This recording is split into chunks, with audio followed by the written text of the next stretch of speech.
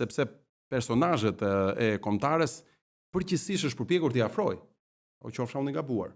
Që ti mbaj afër kombëtarës. Do të thënë ti krijoj personazhe këtu thotë ti? Jo, emrat e rëndësishëm është deri diku i ka arritur ti mbaj. Po rasti Salihi, Bulgu. Për te pozicione, pra Salihi, Bulgu, po Surdemollarin, Federat, po Ilir Shurku, ku di që unë po them, ë? Po këta që i mban afër i bie figura më. Jo, s'më kuptova. Kisha në aspektin që dakord jam me ty. Ne gjë themi, filloi. Elementi negativ në këtë rast është që duke qenë se ka zgjatur tej masë shumë mandatet e Dukës dhe ne nuk e identifikojmë dot asnjë gjë tjetër në federat për posti. Po në fakt Flori bëri pyetjen e lidhur me trajnerët, më shumë se sa me personazhet që janë në federat. Në federata është përpjekur ti mbaj afër, ti integroj her pas here edhe në ekipet kombëtare. Me atë rotacionin e famshëm, një vit një herë, një vit tjetër, një vit një herë, një vit tjetër. Nuk e mbajtur çik me Terezi të gjithë, me qartë thënë të drejtën. Kurse sa i takon trajningut pastaj, kjo është relative. Tu pastaj unë nuk jam shumë dakord. Sepse jo detyrimisht të qenë një emblemë me futbollit shqiptar të bën do e mos trajner të kombëtarës. Në rastin konkret, unë, me thënë të drejtën, kam qenë një person që nuk e kam parë detyrimisht të lidhur profilin e trajnerit kombëtarës me një trajner të kombëtarës shqiptare.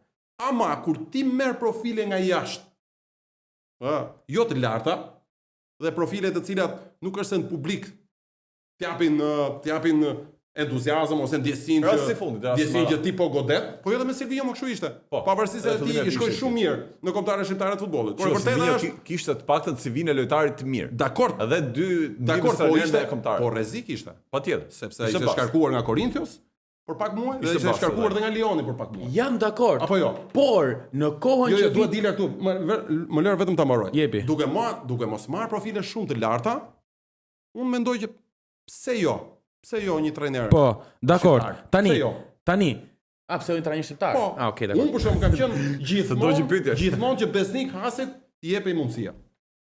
Ndër emrat shqiptar me profilin më të mirë edhe në nivel ndërkombëtar, sepse ngërçi më i madh që në diskutimin publik sportiv në vendin tonë ky është, pra vërtetën do marrim Ilir Dajën, Mirel Losën, këtë doni ju marrim.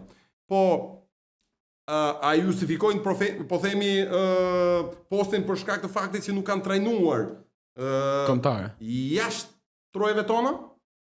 Vetëm ky ka qenë ngërçi.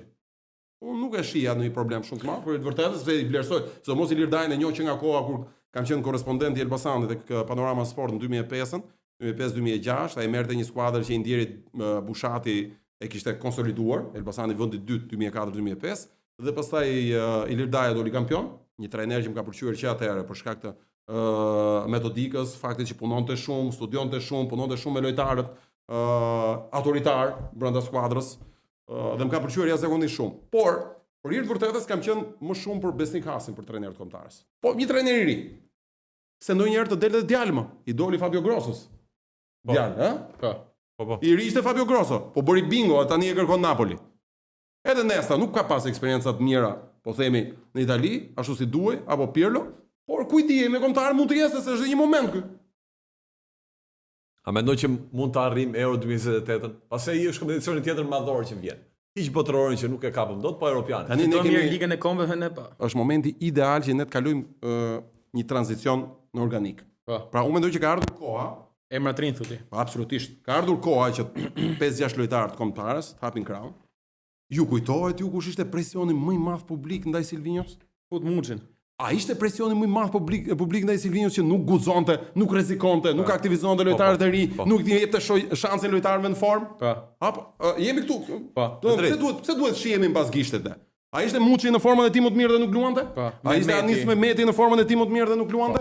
A ishte Shpendi në Itali në kulmin e sezonit në edicionin e kaluar dhe e futi vetëm një ndeshje me Gibraltarin? Drejt. Apo jo? Ky është realiteti. Po është ky trajner? E bën ky trajner këtë gjë? Pra këtë e dyshoj. Java fundit Egnatia, Dinamo City e AFE Elbasani Vllaznia. Situata ka ardhur shumë interesante.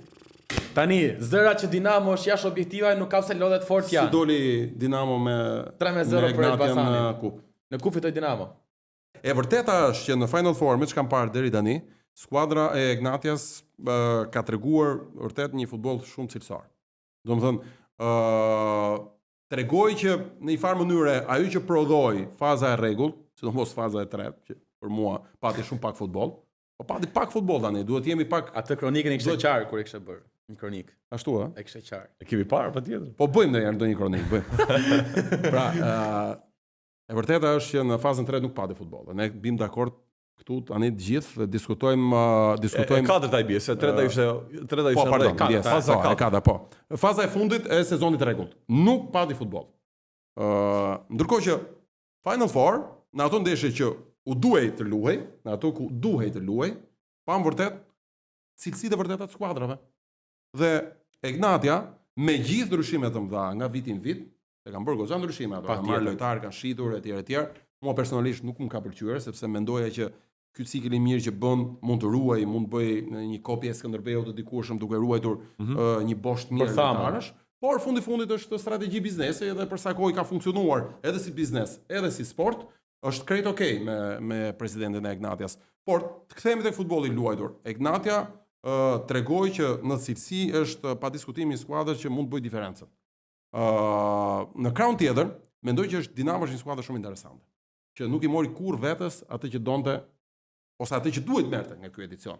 Mori shumë pak, pra kupa për të unë mendoj që i rrin ngushtë Dinamos për cilësinë e lojtarëve dhe për strategun që kanë në stol. Ishte projektuar, nuk e di pse bëri ato gafa në fazën 3 dhe fazën 4, në disa oscilacione anormale për mendimin tim, nuk e di nga kush erdhën nga problematikat brenda skuadrës, dëmtimet e lojtarëve, përplasjet që pati përplasje. Po, brenda, po, të cilat mund të kenë reflektuar edhe në gjithë situatën. E mori veten në fund, fitoi kupën që për ta gjithsesi mbetet një lloj shpagimi i sezonit. E tani është skuadra që ka atë shpatën e Demokleut, që mund t'i bëj keq siç i bëri edhe Vllaznisë, nxorri jashtë loje Vllaznin, dhe mund të nxjerrë jashtë loje edhe Egnatin. Se shumë veta thonë në fillim, te ky Final Four po Dinamo çdo. Ja që vjen java e fundit, Dinamo është faktori kush do fitoj. Absolutisht te kampionati. Nxorri jashtë loje. Praktikisht e kanë nxjerrë. Unë mendoj që e kanë nxjerrë jashtë loje Vllaznin, pavarësisht se ka akoma kombinime. Vllaznia ka mundsinë. Po pra, ka kombinime pra. Po kështu si duken gjërat, domethënë duket një kombinim gati i pamundur i Vllaznisë. Për të qenë korrekt, edhe kanë bërë tifo në një farë mënyrë në distancë. Për një klub të vogël që ka thyer hegemoninë e skuadrave të mëdha, sepse ne shpesh herë harrojmë që sa e vështirë është. Është histori e bukur. Të shkosh si president atje, të investosh, ta rikthesh gjithçka nga zero, aty ku nuk ka ambient shumë me tifozët, ti detyrohesh që në një farë mënyrë të involvosh brenda atij stadiumi edhe gjithë rrethinat. Je dini sot ju që shkojnë pafund nga Peqini, nga Lushnja, nga Kavaja. Pse? Sepse është krijuar një ambient i bukur, bra. Po ku ti është merita? Është këtij njeriu më, që shkojnë Kavaja dhe i thanë nuk bën për ne. Që shkoi edhe në Lushnjë e ndodhi e njëjta gjë. Shkoi në Rogozhin, gjetë mënyrën për të investuar, shikoni çfarë ambienti ka krijuar aty. Nuk është vetëm ambient sportiv ai. Domethënë përpiqem ta them gjithmonë mes miq këtë. Ai është një ambient socio-sportiv. Është komunitet. Aty është i gjithë komuniteti. Aty është involvuar i gjithë komuniteti. Nuk ka aktivitet tjetër Rogozhin. Në mënyrë absolute. Pra, kjo e bën pastaj kaq të rëndësishëm, të gjithë atë ambient bukur që është krijuar aty. Dhe të lutem Fernando bluzën për djalin tim se më çmon.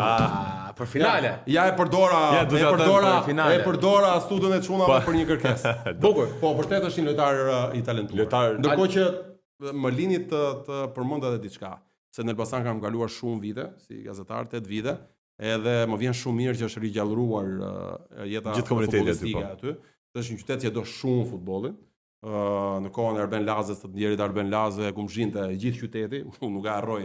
Atëherë nuk futesh dot në një ambient, se ishin gati të bënin 1000 pyetje. Po kush do luaj? Po vra filani? Po sa premio ka për këtë ndeshje? Etj.